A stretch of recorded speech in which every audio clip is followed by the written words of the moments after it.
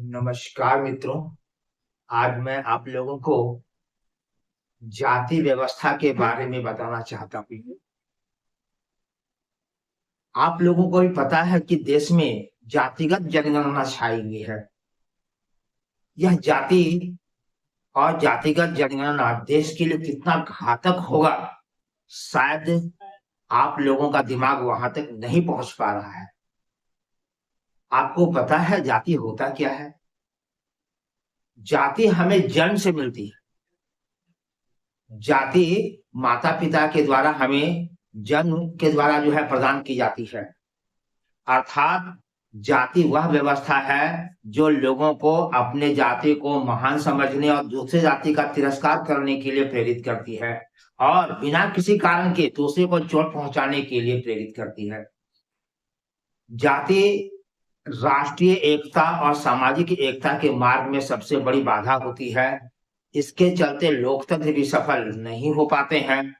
अंग्रेजों ने जाति का ही प्रयोग करके वोट डालो और शासन करो की नीति का प्रयोग किया और हमारे देश को 200 साल तक गुलाम बना करके रखा। अर्थात जाति प्रथा ही देश के गुलामी का सबसे महत्वपूर्ण कारण साबित हुआ था। ये तो जानकारी आप लोगों को है। वर्तमान समय में जितने भी नेता हैं वह देश को बर्बाद करने में लगे हुए हैं।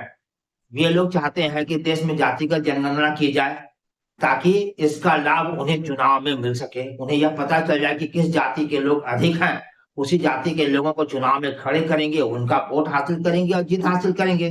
लेकिन आपको यह पता होना चाहिए कि जब कोई नेता जाति के आधार पर जीत करके आएंगे तो उनके दिमाग में यही रहेगा कि मुझे इसी जाति ने जिताया है। वह हमेशा उसी के कल्याण के लिए कार्य करेंगे, दूसरे जाति का कल्याण में उतना ध्यान नहीं देंगे, जिससे लोकतंत्र का आधार ही धूल धूर्षित हो जाएगा। इसलिए जातिगत जनगणना जो देश में कराए जाने का विचार लाया जा रहा है, मैं सरकार से निवेदन करूंगा कि जातिगत जनगणना एकदम न कराया जाए और अगर कराया गया तो इसका वातावरण ऐसा तैयार होगा कि 10 से 15 साल में देश में गृह युद्ध छिड़ जाएगी।